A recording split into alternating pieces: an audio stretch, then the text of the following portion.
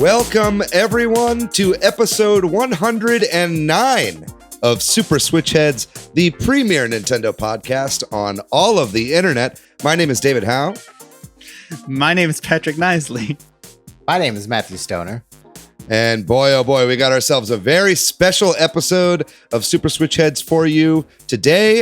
Not here in the opening section, but this episode we will be interviewing San Fillipo, one of the founders of Flippfly Studios and the creators of the upcoming game Whisker Squadron, which you might have heard us talking about last week. It is a procedurally generated Star Fox-like game that has roguelike elements. Looks super fun. They've got a Kickstarter going right now, and Aaron's going to be coming in later in the show to talk all about that game, procedural generation, and just what it's like to run a Kickstarter for a game.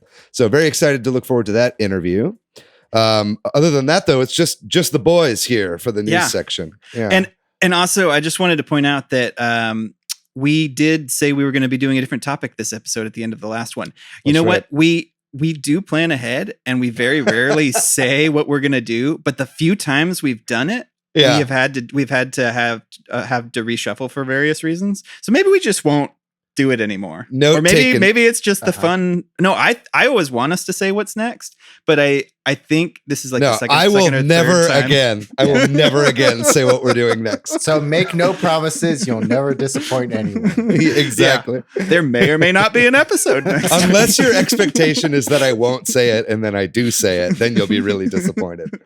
Sorry, I just had to get that in there because I was thinking about it. Yeah, it's all good. But other than the interview, which we have coming up, we do have lots of news that we're going to be going over as well. There's more to that Switch 12.0 update than originally met the eye. We'll be talking some about that. We're going to talk a bit about Pac-Man 99. I know we just did a bonus episode on that, but it's in the news section this go around. We got some crazy Sonic news, some Sony news.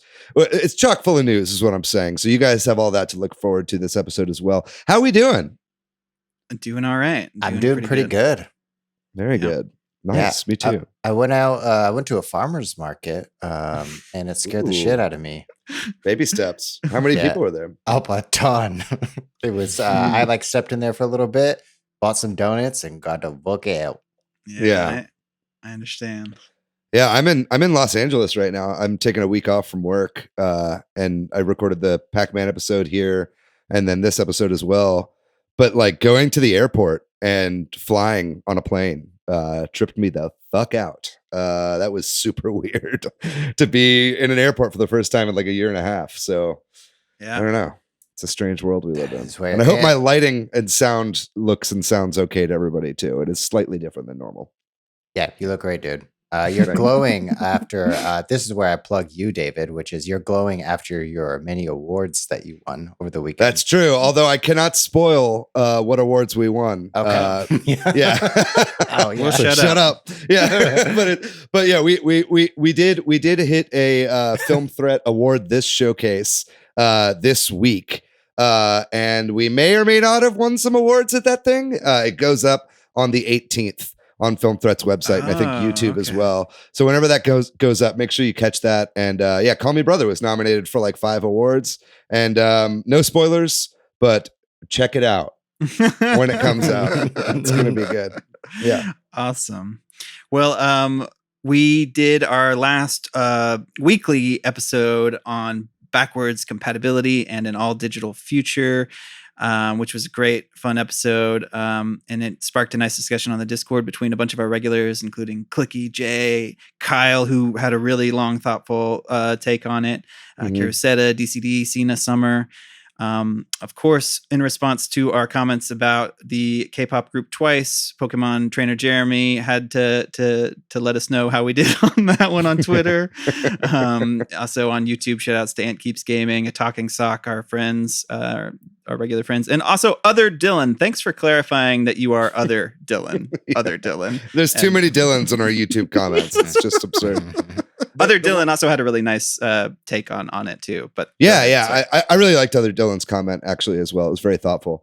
But yeah, something that we didn't really talk about in our last episode about backwards compatibility that was brought up quite a bit in the Discord was just like the pain of having sold an old console for a new one, and just how pretty much everybody who was like, yeah, I sold my Wii U, or like, yeah, I sold my DS, were like, I really regret doing that. You know, I started to respond to that and say that I sold all my old systems at some point, and I don't regret it, but then I didn't want to be the one like, wow, you think you're better. But now I'm doing it. Well, no, we've made it clear that you hate history and burn it all. You hate museums, and you do want everything to just be the latest Gran Turismo. And yeah, delist the last Gran Turismo. I don't need it. This is a Gran Turismo podcast now. Boy, I love the new cars and engines. Good times, but we'd love to hear from everybody. There's also the Pac-Man episode. We'll talk about that maybe a little later. But yeah, check out the Pac-Man episode as well. Please share our podcast, leave a review, send us a listener question. We're going to do episodes on listener questions still sometimes. And also subscribe on YouTube, please. We really need to get to 250 subscribers so that we can have David do his audiobook versions of his Zelda fan fiction. We're only 25 away. If you can convince 25 of your blood relatives to subscribe to our channel, we can get there by next week. We don't want any other relatives, no fucking in-laws. We only want blood relatives. I want your Grammys and your Grampies. All right. All right. Good stuff, y'all. Let's y'all ready for the news? Yeah, before we get in the news, you might be listening to the podcast version. If you are, hello. Check out we're doing something new over on our video version where we're showing cute little thumbnails. They're very cute. I implore you to check out our YouTube version and video version of this podcast episode. We're doing something new, trying new things. Matt's been working tirelessly on these thumbnails. I was about to say much props to Matt for all the work on our video stuff and stepping it up even a degree further here. No promises that we'll keep it though, right? We may not even. We'll see how it goes. We may not even be doing a show next week. It sounds. The one promise we can keep is that we can't keep any promises. All right. So there is a lot of great news, and like David said, there's sort of a follow up right before we recorded the last episode. Switch 12.0 came out. The like OS system on the Switch update, and it seemed at the time like there was nothing to it, and it still kind of is on the surface, but the data miners doing what data miners do found some interesting stuff under the hood. It's the group Switch Brew, as I understand it, that's responsible for kind of figuring some of this out, but it appears there was an update to the dock for the dock's firmware to be updated, like that added the capability of that, which the speculation is that's because of a upgraded dock that might be coming, and that they might need to push updates to the old docks and or new ones for various reasons. So that's pretty interesting, because as far as what I read, there has never been anything done like that to the dock firmware before. Right. So this makes sense for like the newer stuff, but you are also referencing a older dock supporting a newer hardware revision. Yeah, that's kind of what I'm wondering. If it's to allow that to be the case, and I don't know. I haven't. It sounds like it. Yeah, if it's just allowing the original dock now to have firmware updates in the future, then I'd imagine. Yeah, I think it would make sense that. Especially if there's going to be one that isn't the big like DLSS switch, that's kind of like just a new one with the OLED, that could maybe this gives it the ability to do 64K out or something like that, right? And I don't know exactly. I don't know if that's something that you could fix through firmware like that, but I think with more Switch revisions coming out and an abundance of docks already in households, it would make sense if they could update the firmware to meet demand. The other big one that came out of data mining was that there is apparently audio Bluetooth support has been added to the audio support being added to the Bluetooth driver on the Switch system. So there's also like, as far as the data miners can tell, nothing is being done with that, but it's being added similar to the dock thing. Nothing's being done, just the ability. Right. So maybe this means you can finally have Bluetooth, which I know, Matthew, you've been saying that every time we talk about desired features, right? Give us what we want, Nintendo. Yeah, I'm not. I'm going to be a little bit more pessimistic here and say that I don't think that this is in reference to the current Switch.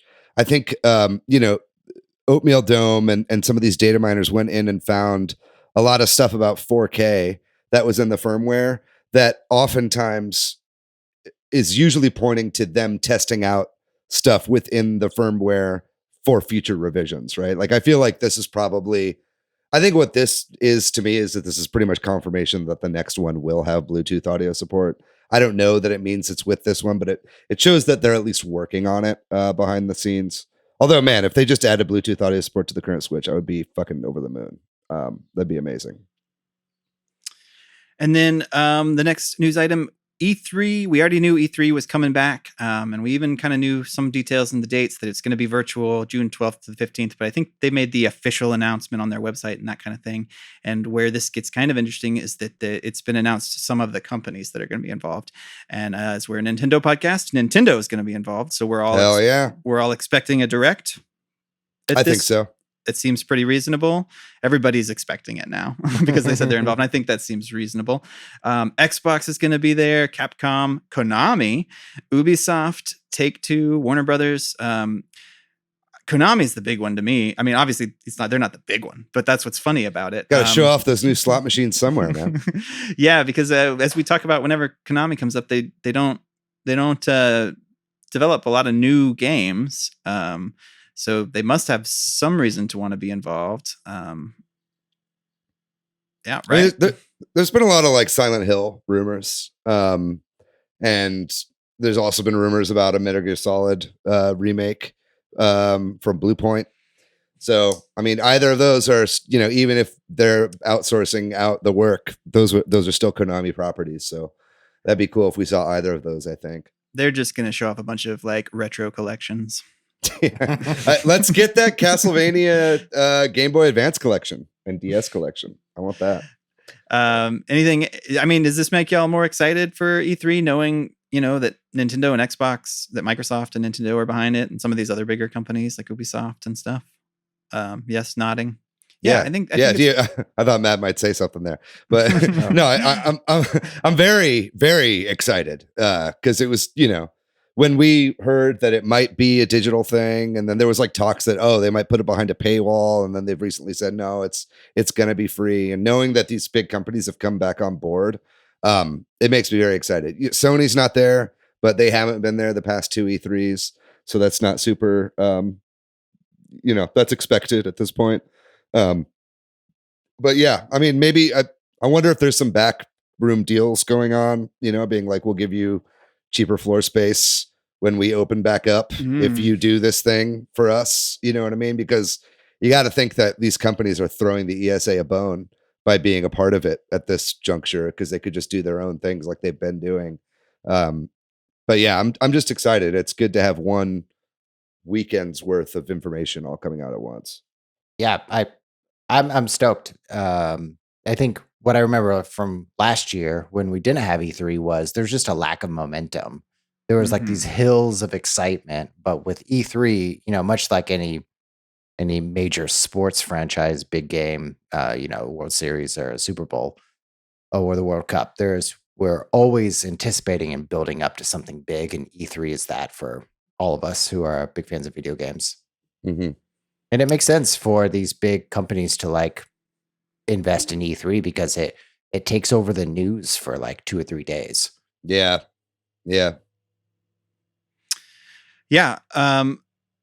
Well, then moving on, unless there's anything else on E3. Well, I'm sure we'll do an E3 predictions episode sometime soon. Yeah, it's coming up. It's not too far away. I'm into it. 2 months. We were talking about preservation and old games and that kind of stuff last episode. This news came out that a playable version of Castlevania Resurrection, which was a canceled game for the Dreamcast, which also we talked about the Dreamcast a lot on April Fools, has shown up, and that there's been a video of it, that it's out there, and people have this and are preserving it or what have you. As I understand it, it was a canceled in part due to the Dreamcast not doing so well, and I don't know. There was some rumors a long time ago about other reasons why it might have been canceled, but it's pretty cool to see this stuff surface and actually get to see it. Which I guess it was like a demo from some E3, talking about E3 from a long time ago. Yeah. So that's cool. I know it's already up on eBay, right? I think the really? person who had it has put it up, but did say that regardless of who gets the disc, eventually it will be dumped and released, I think, for everybody. Which is like interesting. Yeah. It's a weird thing to say because it's also like, wouldn't you just stop bidding on it if that was the, you know what I mean? Like, how much are people going to want the original disc if there's just like a copy that exists? We know somebody paid $600,000 for a game that they could get with a $20 subscription to Nintendo Online or whatever, as we talked about last week. But yeah, I agree. That's like, hey, buy this, but also you can have it for free if you wait. Either way, man, I want to play this Dreamcast Castlevania game. Dream Castlevania. Like seriously, it sounds awesome. I feel like the 3D Castlevania games never really got a fair shake, and this one actually sounded pretty cool. One of those kind of like lost projects that you always wish you can get your hands on. And then Pac-Man 99 out of nowhere was announced and released. We didn't get a chance to talk about this in sort of our news section because it happened between us recording and releasing our last episode. But we did David and DCD, friend of the show, did a special episode of Super Switch Headz, which if you're into Pac-Man 99, you should check out, tips and tricks and advanced gameplay and that kind of thing. This is pretty cool. I know y'all kind of got into this on the special episode, but I just got to put my 2 cents in. That I think this is the coolest, or from my perspective, is the most fun, most accessible of these retro game battle royale things that Nintendo is doing. I feel like it's the other ones can last a really long time, and that's fine, but like it's kind of nice, the pace of it. I feel like it moves faster. I don't know if y'all agree or disagree. No, I feel like rounds are like under 5 minutes. They're usually around like 4 minutes or so. And I think that's nice, so that when you get to the top 10, you know what I mean? You feel like you have a chance every time or whatever, or even if maybe you're not that great at it or something. I guess it just feels more accessible to me, and I like that. Yeah. Matt, have you played this game? Nope, not yet. It's pretty cool. It's free. Yeah. I think I like Pac-Man as a game. I played a lot of it on the arcade, but it's like hard, and I'm not good at Pac-Man at all. And so when I heard this, I just reminded me of all the bad memories of losing and dying all the time and wasting all the money. So having like Patrick, you saying the pitch being like it's accessible and easy and you feel like you're going to win doesn't compute in my brain when associated. I wouldn't say it's easy. Maybe I'm worse. Out of the 3, this is the one I'm the worst at. I feel like I win way more consistently in Tetris 99, and I won way more consistently in Mario 35. Maybe I'm just not quite used to it. Don't you think that kind of fits with what I'm saying though too? That like maybe your chances are it's a little bit more random because it moves so fast. Well, interesting. And we talk about this a little bit in the episode I did with DCD, but I think the one thing that's a lot different about this game from the other 2 is there is quite a bit more RNG in this game. Right. Which is for better or for worse, you know? And I think that as the meta evolves and people are playing it more, you know, and since we recorded that episode and put it up, I've seen new strats come up. Right. You know what I mean? Like it's still, the game hasn't even been out a week yet by the time we're recording this. Right. So it's like, there's definitely going to be stuff in order to optimize, but for now it does. You're right, Patrick. I think it is the most accessible. That's my argument. Yeah. And what you're saying feeds into what I was saying almost. Right. You know? Well, it's like Tetris 99, you're really only going to win if you were already good at Tetris. You know what I mean? This one, I feel like Pac-Man is such a simple game and a simple formula, and everybody at least knows how to play Pac-Man. You know what I mean? You know, even Tetris, when you're going really fast with the holding pieces and ghosting and hard drops, like not everybody knows that. That's not in Game Boy Tetris, you know? So I think this is a really good experience. I want to see way more shit, man. I want to see Zelda. Well, yeah, 35. I want to see Panel de Pon 35. I think that would be incredible. Or Puyo Puyo 99 for those. So yeah, I want to see all these. I think we're going to too. I think prior to this being announced, like, I think you could have said, I don't know if but now that they've done 3 games like this, I really think there's a good chance there will be at least a couple more, or at least one more. What would your top pick be? Anybody, if you have to pick a retro, and apparently it doesn't have to be a Nintendo IP, or at least that's, like Namco. Easy. Gran Turismo 2. Cruising US. It's Gran Turismo 2, but it's the original Gran Turismo with just 2 players. Yeah, exactly. That's just regular Gran Turismo. I think there's a good chance there'll be a Zelda one now. I think there will be this year. Of some kind. It'll be limited, and then eventually they'll come out with Panel de Pon 99. What were you going to say, Matthew? Yeah, what do you want? If it's Zelda, I wonder what format they're going to take. Is it going to be like a dungeon? I think so. Yeah, kind of like Mario, Zelda. Like you're clearing a dungeon, and when you clear enemies, they go to they send over. It'd be essentially like Binding of Isaac, which is what Binding of Isaac is based on. It's like just looping Zelda dungeons, right? I can see that working, and then having every time you kill enemies, you just send them to other people, and then items you can either do a roulette or you pick them up in chests or whatever. I think that would work really well if they could figure it out. Yeah. So everybody check out that special episode if you want to get better at Pac-Man 99. Yeah. Oh, and I would say if you're wondering about buying the DLC, there are like 2 tiers. There's the $30 tier and the $15 tier.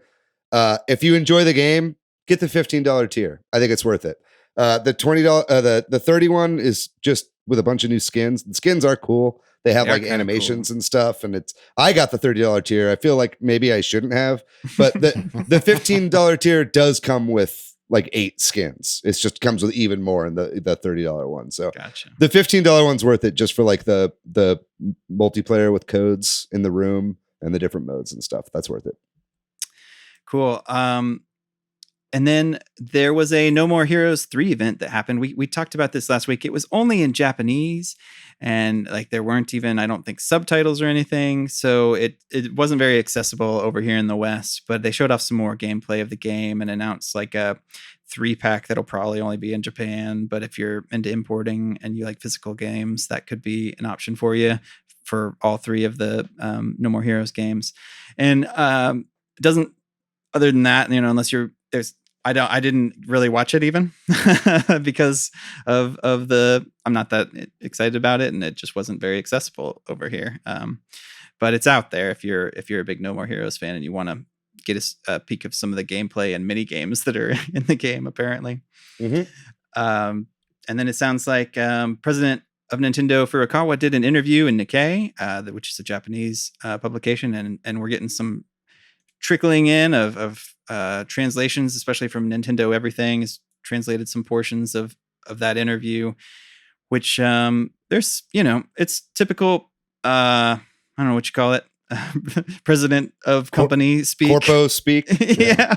So I don't know that it's, there's a whole, we could pick it apart and we're gonna, but I don't know if there's a whole lot to take out of this, but they asked him a little bit about Animal Crossing and about sort of what people can expect. And he talked about how they're always trying to, not just use new IP, but in given the demands on people's attention to really have new ideas and really strike people with old things like Mario and Zelda, but also new games and new series. And that's cool to hear. I think, that's what you want to hear is like, we're going to be taking the best of both worlds. Right.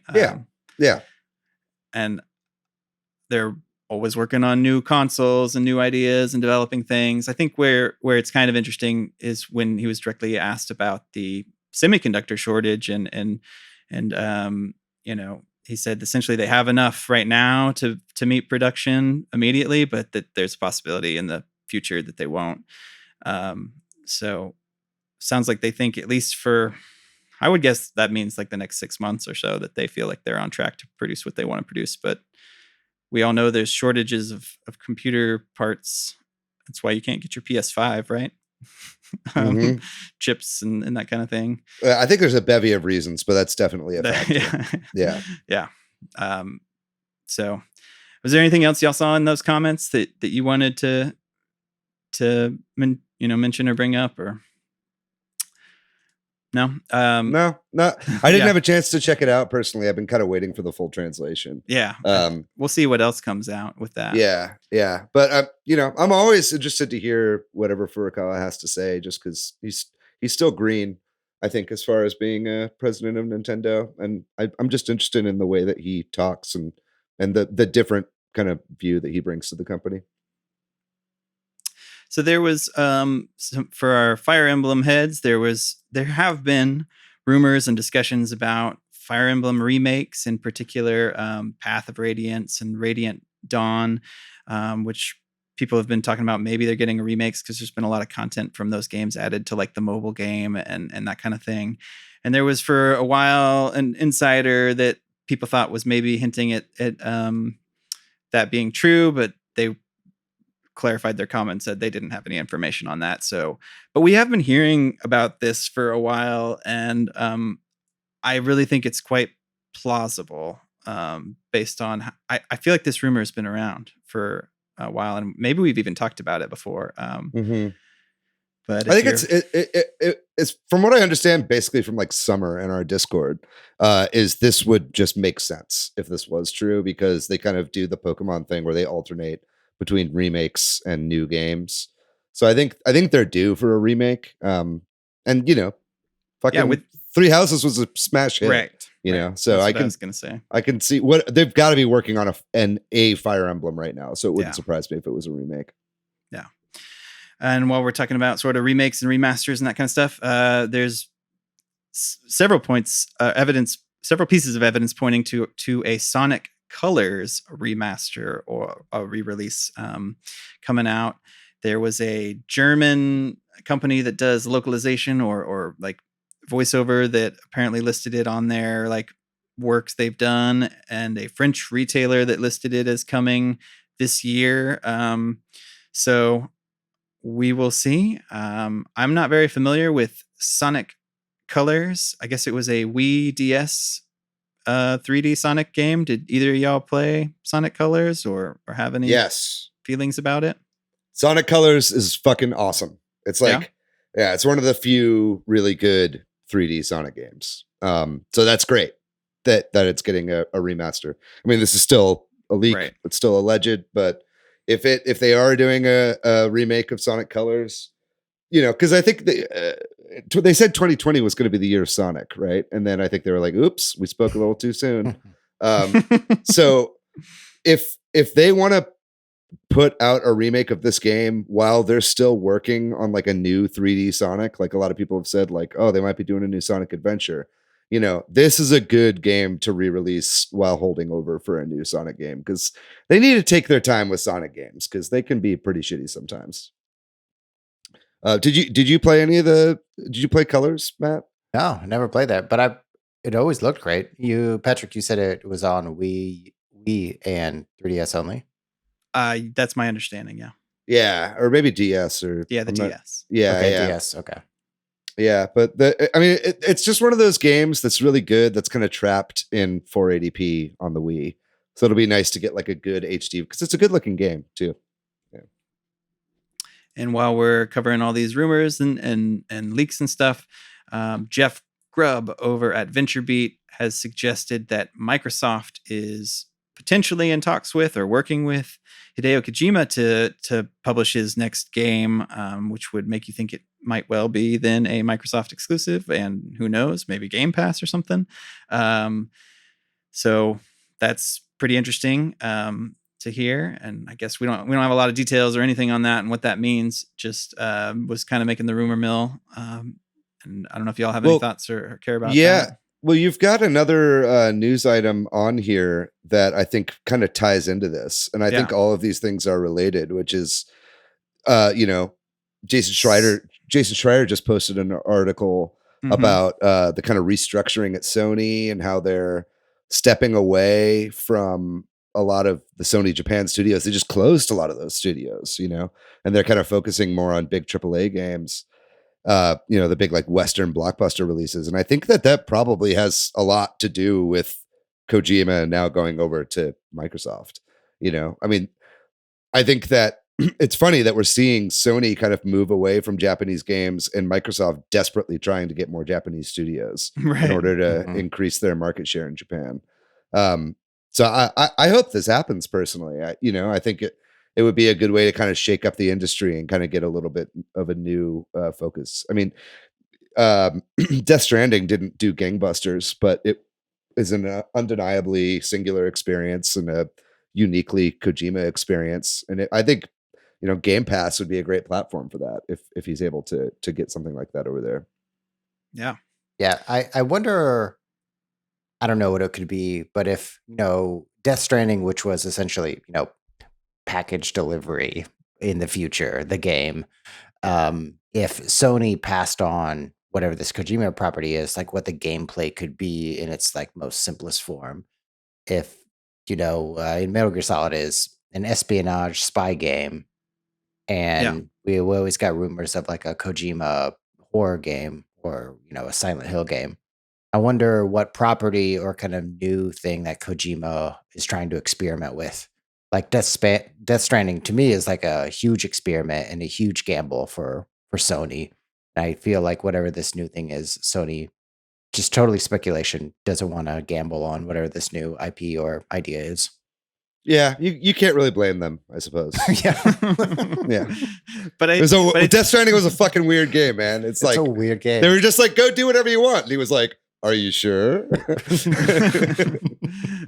But I think you can blame Sony a little bit for that other article you were referencing, the Jason Schreier piece on sort of the internal stuff going on at Sony, and with them, like you said, kind of shutting down some of their smaller studios or having their smaller studios focus on helping the other studios finish big, like you said, AAA Western titles like Naughty Dog, as seems to be their favored studio, is kind of what the article makes you think. And I think one of the interesting things too is that they talk about their them having a small team that was working on a Last of Us remake, which is a funny game to remake. I mean, I guess it's getting older, but it just seems like a strange game to remake because it feels like a modern game, Yeah. Dumb. Okay, glad you said it, because that's how I feel too. I think that's fucking stupid and they're having Naughty Dog do it. It's going to be like in-house. Now they are. Yeah, that was what a big part of it was about. It's like, it got taken away from a different team. It was remastered for the PS4. It's completely playable on the PS5 as is. And it's a great looking game. Yeah. You know what I mean? Great game. I don't know. Yeah. Why would you remake it? As somebody pointed out, by the time any remake comes out, it'll probably be 10 years. But like, it feels like gaming is falling into that same trap that Hollywood is in, which is like, we just remake the same, IP and reboot it and remake it and take no risks. You know what I mean? With new things, or that's kind of what this article reads like to me. Yeah. I mean, I don't know. I just think it's a waste of time. I think the game is fine. I think just have it on the shop and people would buy it. It doesn't seem like a great idea to sink a bunch of money into a remake of that game personally. Go ahead. I mean, they might be tying it in with the show or something like that. Yeah. Expanding the story or whatever to have it fit within the canon of what they're doing with HBO a little bit better. That's what I was thinking. I was like, it is a game based on a show based on a game. Yeah. The snake eating its own tail. That's what it is. Yeah. Well, a couple more small pieces of news. I thought this was hilarious, and so I wanted to bring it up. Apparently, a new speedrun, if you can even call it this, technique has been discovered for Dragon Quest III speedruns, where somebody discovered that if you swap the cartridge from Dragon Quest III to Final Fantasy, Dr. Mario, Kirby, and then swap back in Dragon Quest III, it just gives you the final scene of the game.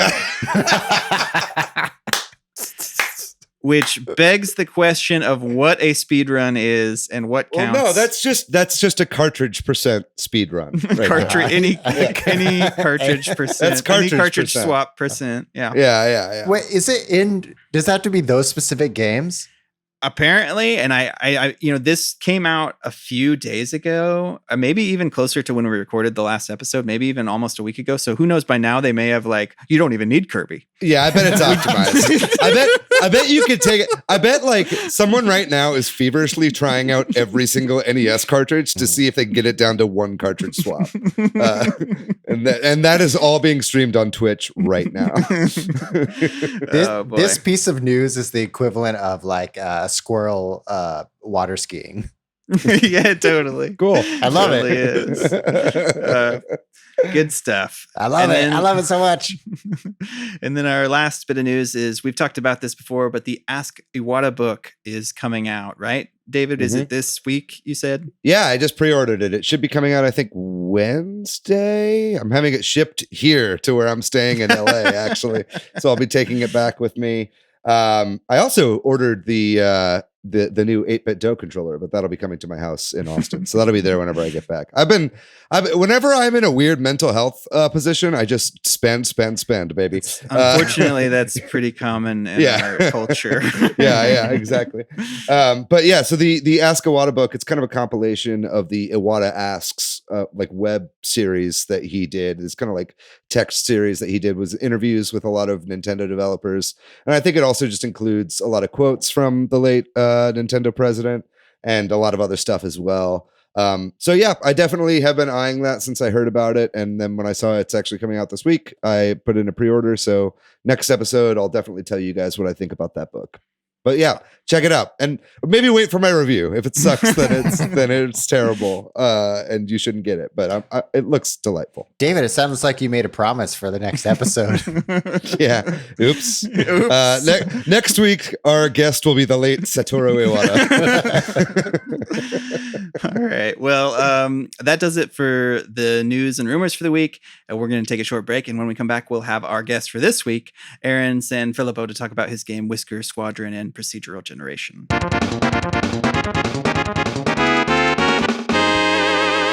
right, so this week we are talking with Aaron San Fillipo of Flippfly, developer of Race the Sun and also the upcoming game Whisker Squadron, which has a Kickstarter right now. Thank you so much, Aaron, for coming on and talking to us. Yeah, glad to be here. Thanks. Well, maybe first you can just give us your elevator pitch, your introduction of who you are, and a little bit about your background and maybe what's going on with Whisker Squadron, so our listeners can hear about that and be encouraged to go check out the Kickstarter. Okay, sure. Well, Flippfly is just a little company, founded with my brother about 8 years ago here in Wisconsin. Like you mentioned, we made Race the Sun 8 years ago now. And we made a few games in between there, but I guess, Whisker Squadron is the most direct follow-up to that. And I guess my elevator pitch for the game would be that it's like a forward-scrolling aerial roguelike, I guess would be like the one-sentence description. So I like that. It kind of combines inspiration from Star Fox, but also brings in a lot from our own Race the Sun, procedural generation and stuff like that, game feel. And then we add in like tactical elements and procedurally generated bosses on top of that. And all the characters are cats. Oh, sold. Well, this was a great interview. That's all we wanted. It's perfect for the internet content. Yeah. Well, so Aaron, I'm kind of curious. I'm always kind of curious when talking to developers. Like, did you always want to make games? Did you start out making games? Did you transition to it from some other career, or? Yeah, I had a really interesting start because I grew up in kind of the backwoods in the state of Oregon. My parents were very much like naturalist type people, so we didn't really have TVs and video games as much as kids.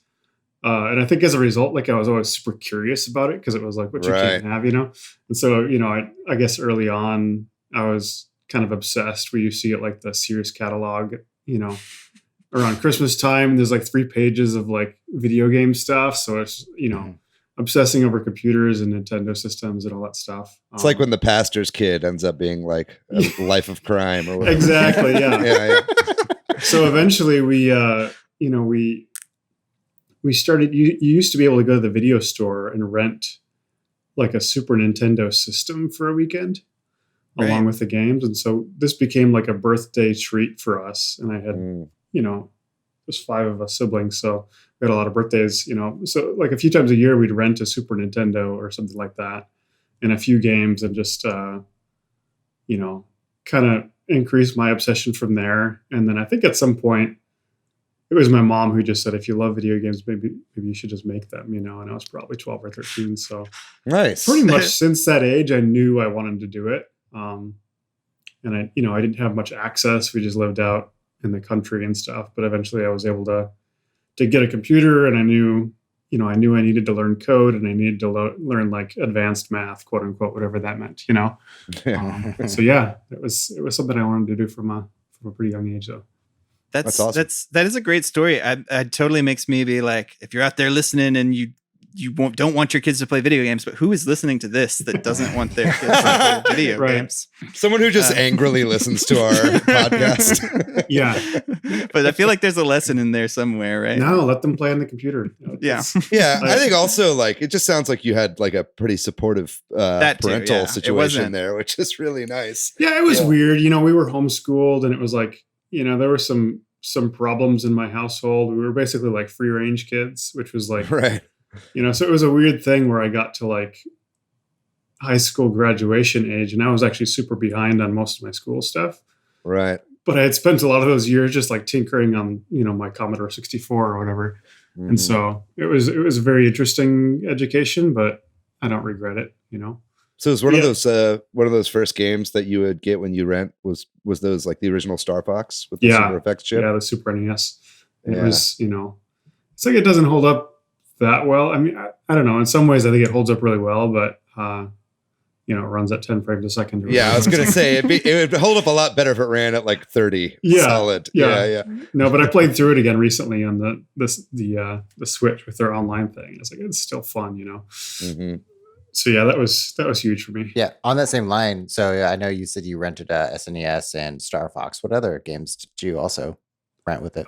Super Mario World was the other one. It was like Super Mario World and Star Fox. We would just like keep renting those for a few years, and then I think the follow-up game with the Super FX chip came out. It was like FX Race or something like that. Yeah, that one has not held up very well. No, I mean even at the time, it was like I remember. It felt really smooth in some tracks, and then some tracks there was just way too much going on, and so it was like, the 10 or 15 frames a second became like 5, and it was like this is just a slideshow, and it wasn't even fun, Totally. So yeah, even at the time, I remember that not being great. I'm trying to remember other ones, probably Zelda: Link to the Past. The classics. Yeah. Well, awesome. Fast forwarding a little bit, you've got a Kickstarter campaign going on. That's ongoing right now, right? That's right. Yep. Yeah, we launched it. Let's see, today's Monday, so it would have been a week ago tomorrow. Yeah, and also I want to extend a congratulations for meeting your base goal already as well. Thanks. That's pretty amazing. It's pretty fast, right? It's pretty fast. Yeah, it's interesting because like that's just a number that we come up with where it's like, what do we want to set that bottom number at? So it's like, ideally I'd love to hit 50 or 60 grand, but I'm not going to set the Kickstarter goal at that because it's like, well, if you're really close and you don't make it, then you don't get any of the money, Right. So I kind of set that minimum amount at like, what is a minimum amount to finish up our schedule that'll get us over the finish line. And then hopefully we can kind of make the rest through stretch goals and stuff like that, so. Right. And so what are some of those stretch goals just for our audience members? Sure. Yeah. So the first one we've revealed is split screen co-op. So this is something we just started talking about a couple months ago. And, the design of the game is that there are 2 ships, it's you and your wingmate on every mission. And right now your wingmate is just kind of along for the ride. There's not much of an AI yet. And so at the moment, it would be really easy to just like replace that wingmate with another player, So we haven't really implemented any of it yet, but we've got a pretty solid design for like a co-op campaign. Nice. And then of course, everybody's going to want online play, but we'll see. Yeah, that feels like that would come with its own hurdles and to do netcode and stuff, right? Right. We haven't revealed the rest of the stretch goals, but we've talked about, more characters possibly, and we're kind of going back and forth on adding a level editor that people could play around and make their own campaigns with. That was something we did with Race of Sun. So Yeah, I actually, that's something that, like, Race the Sun, because that game came out a while ago now, but it's like a game that I actually go back to quite a bit because of all that user created content. Okay. That and like you had I don't know if it was dailies or weeklies that were in that game, but where it would be like kind of the set. The daily, yeah. Yep. Yeah, it was a daily, yeah. Mhm. So I really enjoyed having that kind of extra content. It's like, I mean, I don't know how much you hear that feedback from players, but just like from my perspective, playing those kinds of games, it really does give me incentive to go back even years after I've kind of played it through and beaten all the objectives. You know? Mhm. Yeah, cool. Thanks. Oh, yeah, it's fun. You know, we basically started this game from the Race the Sun project code base. And so like everything that we had as far as tools to build it and stuff were just there, you know. And so I could have rebuilt the whole level editor and probably made it a lot fancier and nicer, but you know, we had the built-in, you know, one right there. So we just kind of like started expanding it out from there when we started the prototype, and it's worked well enough. So yeah, it's kind of what we stuck with.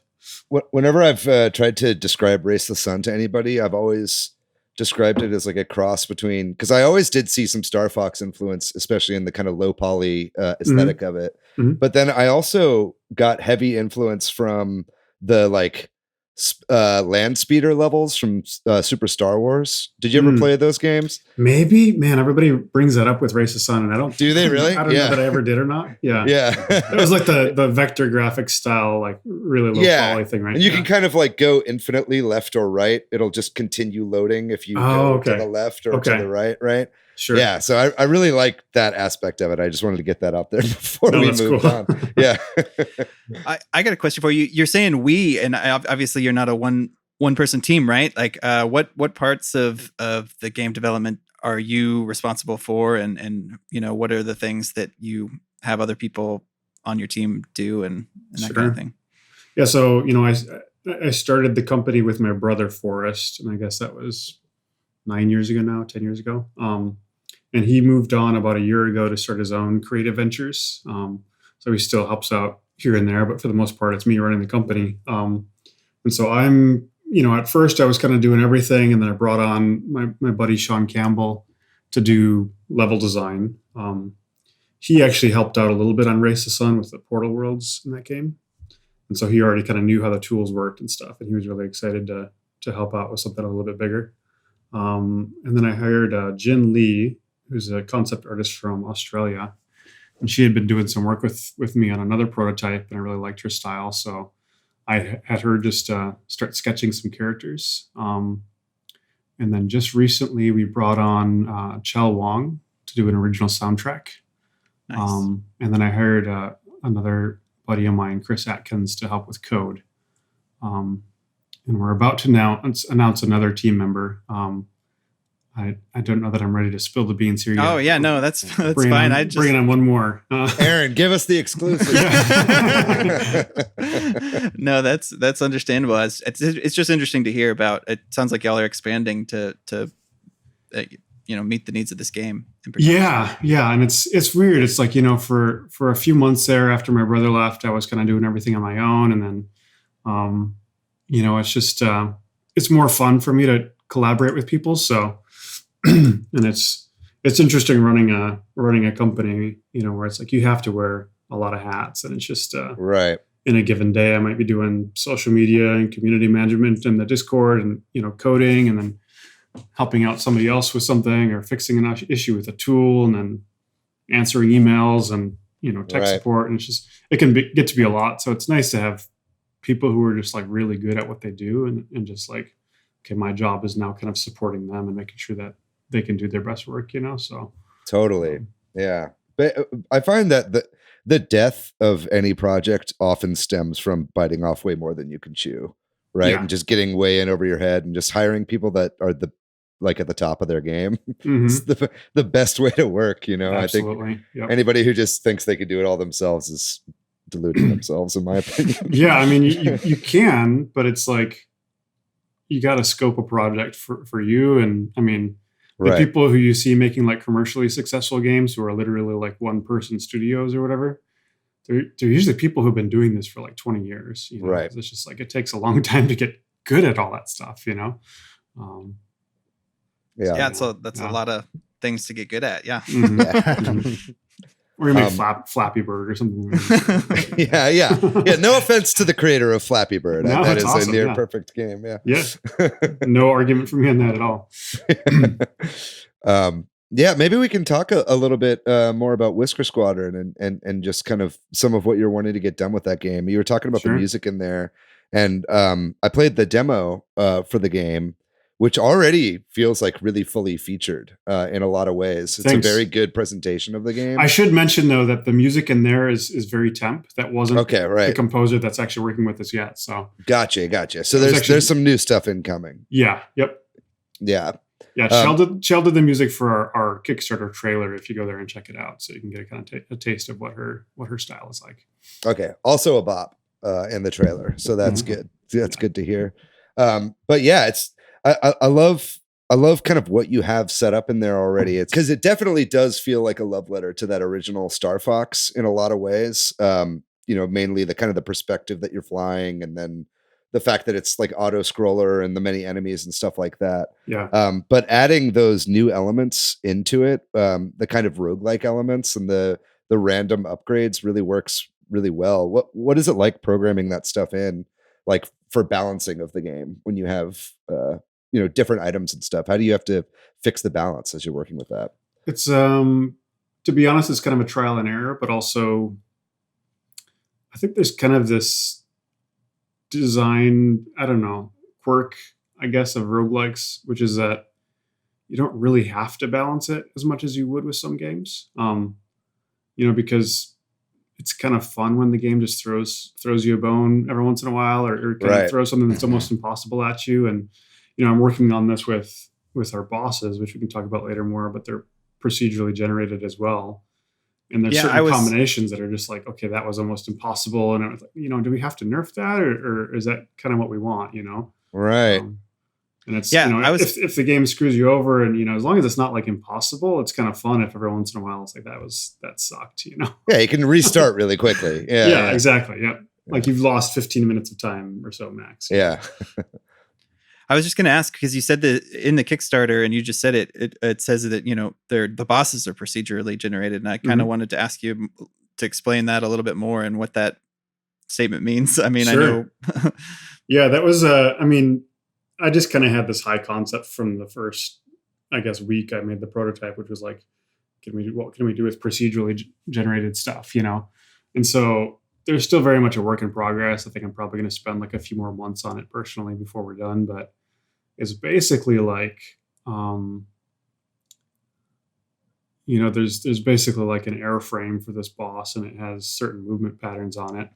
And those movement patterns are kind of randomized. And then it has little attachments all over it, and those attachments can have their own attachments, and the attachments kind of define their own weapons and behaviors and stuff. So like, for instance, one boss might have a hatch on the top that launches like huge cubes at you that you got to dodge or something like that. And then the next one might have like a giant array of lasers that spin that you have to avoid. And so we're trying to kind of find that balance where it's like, if it's too randomized and too varied, then you can't learn the patterns. But we also don't want it to feel like the same boss, but this time it has a laser on it, So, so I think it's like, it's interesting because like if you play a game for 100 runs, like it's going to start to feel repetitive in any case, but we wanted to go a little bit beyond just like, here's that boss again, here's stage 1, here's stage 2, here's stage 3, Yeah. Right. So, that sounds cool. Yeah. Yeah. It's kind of a pain, but it's like, it's been pretty fun. So. Right. And I think with like procedural generation, like that's something you're kind of getting at there. Because I play a lot of roguelikes personally. Like I'm a huge Spelunky fan. Mm-hmm. And it's kind of, I think people have this thought in their head about procedural generation that it's just like leaving so much of the world open to like an AI creating this like patterns and stuff like that. But it's really like setting rules, like rule sets that get kind of shuffled around, right? Like kind of combinations of ideas. Like, can you elaborate a little bit more on like how you would develop procedural generation in a game? Yeah, it's interesting. There's a really good book on this that was edited by couple of friends of mine. It's procedural generation and game design, and it's interesting because it's really a spectrum. There's anything from what we have, which is like calling the levels procedurally generated is almost a generous way to say it, because it's really like we design patterns that are like very much like hand designed chunks of level that are like maybe 3 or 4 seconds long, and then the game picks like 15 out of 100 of those on a given run, and randomly arranges them. And then within those patterns there's like a little bit of randomization, so it's like here's a spawner, and that might be a death kite or a turret or something like that, so you'll learn to recognize the patterns, and you don't know exactly what's going to be there every time. And then there's something like Spelunky, which is like my understanding of how the Spelunky algorithm works is like, there are little chunks of the world that kind of have rules, where it's like this is a room, and it has an exit on the bottom and an exit on the left, and so we know it can kind of combine these ones this way. But then within those rooms, there's a lot of variation on what can spawn. So it's like, any one of 100 mobs or whatever could spawn in there, but also these blocks can be all, rearranged. And so it feels a lot more, I guess, natural and procedural. And then on the extreme spectrum, there's like Minecraft, where it's like literally we're doing like terrain generation and, carving out rivers in a way that you would, with like erosion and stuff like that, where it's like very much like tiny little building blocks that are never going to be combined the same way, in a significant way. So it's really a spectrum, and it's kind of like, what are you going for, I guess, Yeah. And there's interesting problems with it too. It's like, I don't remember who wrote this article a while back, but she called it like the million bowls of oatmeal problem or something like that. Where it's like, if you think about any 2 bowls of oatmeal, they're all completely unique, but they all look exactly the same, because it's like they're not interesting. They're not unique in any kind of interesting or memorable way, Right. And that was true of Race to Sun as well. It's like, we had 50 patterns that you'd see in region 1 or whatever, and it's like after you've seen them all, it's like it doesn't really mean that much to see, here's the slalom on this one and then the rail. It's like if I see the rail and then the slalom, like there's no memorable difference between those two, so Right. So that's an interesting problem to solve. It's like, how do you make that interesting for people who play it 1,000 times or so, Yeah. or 10,000 times. I kind of equate that almost to like, and this might be a weird comparison, but I was thinking about this the other day.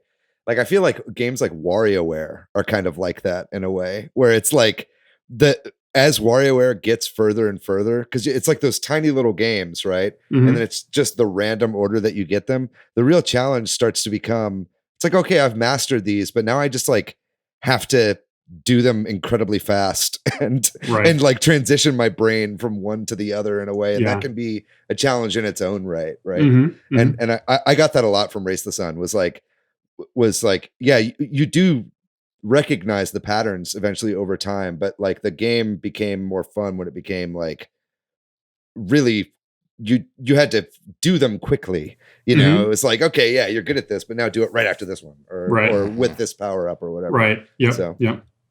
That's cool. Yeah. And it's also interesting, like, in a game like Spelunky, the average player might see that level 1-1 like 100 times more often than they would see, a level that's five levels in or something like that. So it's like you kind of want to add more variety and interesting stuff in the first few levels, so totally trying to find that balance as well. But to be honest, it's a really iterative process though. It's like, okay, my game design process is basically asking what if, well, what if our patterns were more procedural? Like, let's just try that once and see how it goes, We try it and play it for a while, and it's not necessarily the most efficient way to make games, but it's, you have to be iterative, I think, with this kind of stuff. Yeah, it's at least thorough. Yeah. It's hard to design on paper, Yeah, makes sense. Awesome. And I don't like to actually ask devs when their game's coming out, because I know that can be stressful, but you did put on your Kickstarter a goal date, right? So we're all hoping to play this game sometime in the summer next year. Is that yeah, I think we put May 2022 in there. So I'm kind of hoping we can hit before that date, but May was like, okay, I'm like 90% sure we'll be able to hit that. So that seems safe to say, you know? Yeah. That's always nice when, you know, as a gamer, when you hear it, but I also like to apologize for other people and be like, hey, if you need more time, take it. You know? Totally. Yeah. Don't pull a CD Projekt Red. Right. Yeah. Fortunately, nobody cares about our game that much. I don't think. Yeah. Right. Yeah. You're not going to have angry You didn't put out a mobs. trailer like 7 years ago. And that's funny. Yeah. I'm sure another question that people hate to get asked when running Kickstarters, but I feel like we kind of have to ask because we're a Nintendo podcast, is you do have stuff on there about, you know, it's obviously coming to Steam for sure in May 2022, but you have the idea of doing consoles. Mm-hmm. What is that kind of dependent on? Like, I'm sure you'd love to get it on as many consoles as possible. But what's kind of the barrier there, and what are the unknowns involved in that? Yeah, there's a few variables there. You know, and I think without getting too specific, it's like some consoles are really fighting for market share, and the way you get market share is you get exclusives, and the way you get exclusives is you pay developers for timed exclusivity or like, you know, forever exclusivity. And so this is kind of like one of the areas where indie studios, you know, like mine, can add some measure of stability. You know, it's like if some new platform or some old platform wants to give you, you know, a chunk of money to launch a month before another one, that's totally worth it for us, you know? Yeah. Mm-hmm. That makes sense. That makes sense. So it's like, you know, at this point, it's like I'm kind of talking to all of them and seeing what's out there, and then just considering, like, you know, and the other thing is, like, some platforms want you to launch on theirs at the same time as everybody else, and if you don't, then it's kind of like they probably won't support you as much as they might have otherwise.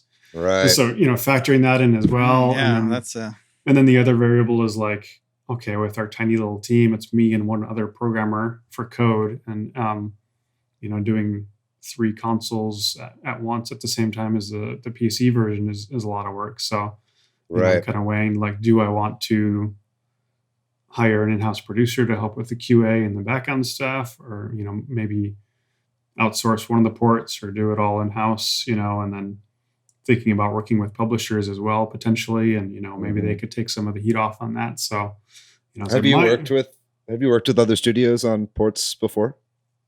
Yeah. You know, we did, Race the Sun. We put on pretty much every platform that was available to us at the time. And we did most of the ports in-house, but we kind of outsourced a little bit to other people. And it's, you know, it's always hit or miss, you know. It's like you get what you pay for. You can do it cheap, or you can pay a lot more and be sure to have everything really great, you know. Are you like a control freak? Do you like when something isn't exactly as you want it, if you do outsourcing, does that really get under your craw? Yeah, I guess that's fair. You know, I'm that way is the only reason I ask. Yeah. Well, the tricky thing with Race the Sun was, like, you know, we discovered pretty early that if it wasn't running at a really steady 60 frames per second, like, it really wasn't a good experience. And it was like there was very little threshold for error in a game where if there's like a really bad frame hitch and it kills you, like, you might hate the game at that point, you know, especially if you're like 20 minutes into a run, you know. So it was really important that we didn't introduce that kind of stuff. And that's just really, really easy to do with code. So, so yeah, that was one of the reasons we kind of like kept it close to our chests, I guess, a little bit, you know. But also it's just, you know, you live or die based on your reputation. So it's like, I'm not going to hand off something to somebody else. And I know how things are with business when it's like, okay, we've got this budget and we got to finish it by this date. And, you know, sometimes you call something done and then hope for the best, you know? So totally. Yeah. Well, this is stepping back a moment, but I just wanted to say that it's really interesting to hear you explain about, you know, the considerations of which consoles you might release on and stuff. Because I think a lot of people who follow, you know, indie developers and especially Kickstarters and stuff are always clamoring for the game to come to their, you know, platform of preference. But it's nice to understand why developers might want to be judicious or wait and say those things. Yeah, and it's it factors into everything we do. Where it's like, okay, can we promise this on our Kickstarter if we can't Right. ship that feature on this platform? Like, okay, could we do a level editor on PS4? I don't know. So it's like we're kind of trying to weigh that, and also like, should I be promising Steam keys if Epic might want to do a deal with us or something like that? It's like, I think people are getting more understanding about it. I think that's true. I think there's different extremes of that spectrum. It's like, okay, we said we were launching on Steam, and now Epic wants us first, and so we're going to do 2 months over there, and we'll give you guys keys later. Like, I think people understand why that happens. I think you're smart though to be vague with some of the wording though, because I've done Kickstarters before too, not for video games but for movies, and it's like, and I do think that people can be understanding, but also some people are like, look, man, you said you were doing this, and they like really hold you to it. So it's like saying like consoles, like with a question mark, is a really good way to go about it. I think so. Yeah, I think I edited the Kickstarter in the first few hours after it launched, where somebody's like, "Oh, maybe you shouldn't say that if you're." Totally. But and then at the other end, it's like I try to be like nice to people when they get upset, because it's like, okay, it's not really reasonable for you to get like pissed off over this $5 game, but I feel like I can disarm people a little bit if I'm just like, hey man, I'm a human too, and you don't need to like curse. Totally, this, that's the way to do it. It's the Wisconsin charm. There was a dude on Twitter who had like Xbox Gamer, 59 or something in his profile, who got really mad at me a few years ago because he realized that the achievements on the PS4 edition of the game were like slightly different than the Xbox, and like, he had it in his head that like we were just like ripping off Xbox gamers because we like didn't have as many achievements or something like that. And it was like, he was mad that the achievements were harder on Xbox, and it was just that he wanted that gamer score. Yeah. The reality was like we had actually launched later on Xbox, and we added additional achievements where it's like, okay, you want this one, now you've got to get 20 million points or something, because it was like we just found that people were reaching those. So I can see that. But he was just like put me on blast on Twitter. It's like, dude, this is not. It's just a game. It's just an achievement to the game, So I've kind of learned to let it roll off of me for the most part. It's good. Like I'm. Being a person who runs the studio, it's like I've got to wear a lot of hats. So I'm community manager. I'm social media person, and it's just like I'm the one taking the brunt of all that stuff. So I just, in the end, it's like people are going to get mad, and I can't let it get me down. That's a really healthy, positive attitude. Totally. Yeah, it really to have about that. And I'd probably feel different if it was like an organized campaign to like review bomb my game or something. It's like, now you're actually hurting me, But don't get me started on user reviews, man. David rants about that a lot. The thing about like the Xbox or like the Epic Game Store controversies and stuff, that was like, an indie developer would announce that they made a deal with Epic and they're going to bring their game there first or exclusively. And it's like the people who get mad are all the people on Steam, and it's like, really, if you really, when it comes down to it, like the 50 people who are getting vocally angry on the internet aren't actually going to affect your business whatsoever. Totally. And so I was like, if you can learn to just like ignore them, like that's probably actually the healthiest thing to do. It's like you don't have to make everybody happy with your business, So so you make the best decision for you and your company, and protect people if they're being harassed, obviously. But like, I'm all about just like ignoring people if they're just being assholes. I'm getting way more life lessons out of this conversation than I was expecting, Aaron. I appreciate that. Yeah. Well, I know we want to probably wrap up pretty soon. Are there any other questions, Matt or David, or is there anything, Aaron, that we didn't ask that you would want to share about, Whisker Squadron or the Kickstarter? Man, I think we covered the core points. It's really interesting to see like what people have responded to as far as our tiers. Like we added something. We added a $500 tier where you could like add your pet to the game. And then we kind of realized like the day before the Kickstarter came out, it's like, we could let people add their animal persona to the game because, there's a whole furry community and people have that. I was like, why wouldn't we do that? It's like, secret, you type in a secret code and you unlock the character that's just for you. It's like, they don't have to fit into the narrative or anything like that. So, and that's a really good idea. That's a very supportive community too for people that reach out to them. Totally. And it's like I've been prototyping a lot of things with cats, and so I kind of a lot of followers from that cat community anyway. And it's like so people have responded really well, and I'm just kind of like sitting here like, what else can I do to support these folks and make sure it's a really cool experience for them. So that's been really cool to see. Yeah, just looking at your Kickstarter right now, this is maybe a call to action, because right now there's only 7 spots left for that. That's true. That $500 Kickstarter pledge. Yeah, that's actually like our highest revenue tier right now, which is insane. Cool. Yeah. So I might end up expanding that a little bit more. We got to look at like the work involved and actually adding all that, and like how many new characters can we add and not like run over our size limits and stuff. But I might expand that out, or like maybe I'll add some other higher thing where you can, I don't know. Shout out to whoever you have right now. I think you said their name earlier, but who's designing the characters for this game. I really like how urgently they all seem to be speaking. Like, good character design on that so far. Yeah, that's Jin Lee, and she's awesome. Great job. Nice. Yeah, the animations are interesting. That's there's 3 frames of animation for the talk. So and everybody's like bugging us for voice acting, and a kind of famous-ish voice actor, Kyle Blessing, I think his name is, like kind of tagged me like right after we announced the game, and had like his own like demo reel recorded on top of the announced trailer, like pitching us on like being a voice actor for the game. Oh wow! So everybody's like wanting voice acting, but I think we're gonna actually try something else where we're gonna see if we can get like real cat chatter and like meows and vocal sounds. I like that as the chatter, and see if that works. So I'm sure someone eventually will do a bep mod or whatever. Maybe we'll add that as like an unlock or something like that. Exactly. Awesome. Well, unless anybody else has anything they want to ask, or you have anything else you want to share, Aaron, thank you so much for coming on and talking to us about this. And everybody who's listening should go check out and support the Kickstarter for Whisker Squadron.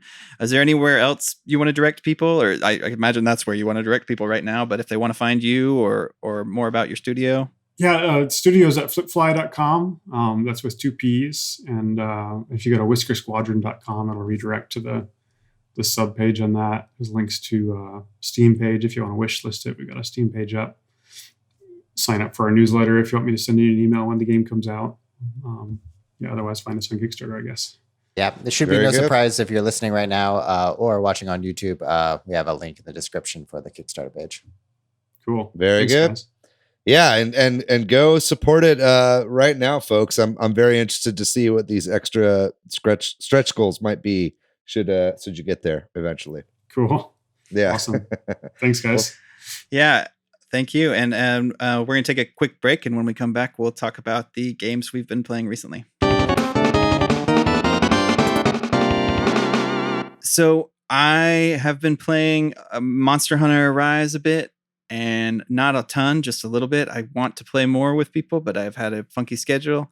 And I've also been playing some of the retro games on the NSO service, but I am waiting to talk about those later because there's something coming. Teaser number 2. Teaser number 2. But that's promises. Making promises, yeah.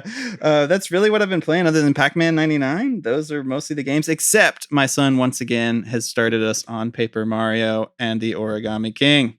Is this a third playthrough? This is a third playthrough. Wow. And it's a great game. Love it. But it is now my new Lego City. I hate it. Spoilers. Spoilers for the next 20 seconds. Now that you're on your third playthrough, do you still cry whenever Bobby dies? I haven't gotten there yet. We're coming up on it. But I actually still felt emotional at the end on my second one about Olivia more than Bobby. But it's a good game. Spoilers over. It's funny because somewhere on the Discord, I was like, talking about Lego City Undercover, and somebody's like, oh, what's wrong with Lego City Undercover? It's a great game. I'm like, oh, it's a great game. But when your son only wants to play it, and it's terrible. And that's what Paper Mario and the Origami King is becoming now. Right. But anyway, that's me. Yeah. Matt, you want to go next? Sure. Yeah. I started playing some Halo Reach on the Master Chief Collection recently.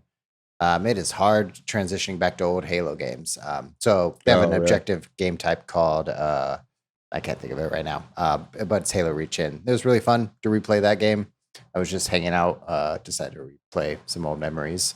Yeah, I was wondering what inspired you to play that particular. Yeah, I think a little bit of both. Like Ant Keeps Gaming, friend of the podcast, him and I always talk about Halo stuff, and excited about Halo Infinite. Thought I'd revisit some old Halo games to maybe trigger some childhood memories, and it worked. Very good. Nice. I've also started playing with my partner. It Takes Two. Nice. You have been playing that. Yeah. It is a really fun game. David, maybe you'll talk about this. Did you all start it yet? No, I haven't. I was actually gonna see if I could pick up a controller from you, but it sounds like you're using it right now to play It Takes Two. Lucky for you, I have an extra one. So hey, there you go. Very good. I got your back, boy. Yeah, it's a fun game. Some of the reviews that I've read, it's getting weird reviews for the writing, and it is. Yeah, I'm enjoying it so far. It feels like a Pixar game that you are actively playing in a Pixar movie.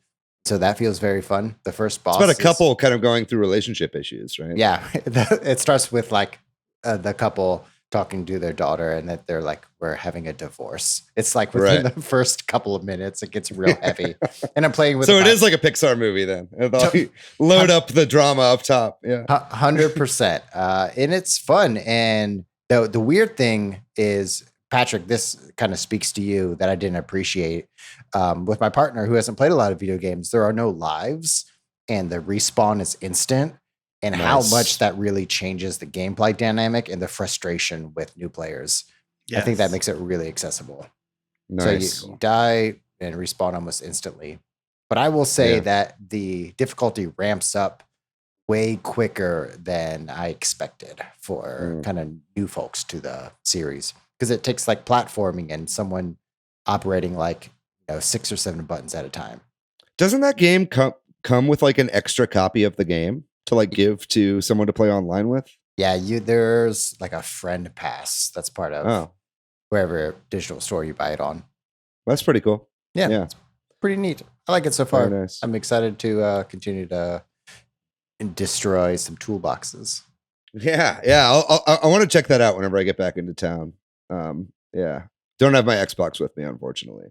But yeah, I've been playing nothing new this week. I've been playing all pretty much the same games that I talked about last week. I've been playing a lot of Pac-Man 99, especially leading up to the episode with DCD. I wanted to get another win under my belt. I've still not been able to get any wins past day one. So DCD is really the one in our episode that you should listen to the advice of. It got me back into playing Tetris 99, though, again, and I've been getting some wins in that. I love Tetris 99. I still think out of all 3 games, as much as I loved Mario 35, still think Tetris 99 is the best one out of all of them. I think it's like the tightest and it makes the most sense with the sending stuff back and forth. It's just all very Tetris. Loving that. Been playing more Paperball Deluxe. Been trying to get to the bonus levels in the expert mode, which in order to do that, you have to not skip any of the levels. And so there's just this one level that is the only level I skipped on my first playthrough of expert. And then it got to the end. It's like, can you beat it without skipping? And so I'm like, I can go back and probably beat that one level. I've tried that level like 500 times. I just can't for the fucking life of me beat this one. It's called Serial Jumps. It's like level 25 in expert mode, and it's the bane of my existence. So every once in a while, I'll just open it because it saves your spot. Every once in a while, I'll just open the game and like try like 50 attempts at that and then get frustrated and quit and play something else.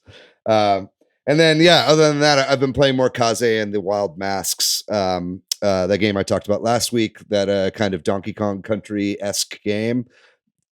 Fucking great game. You guys should try it out. If like you guys have access to my account, if you guys want to give it a go and give it a try and see if it's for you.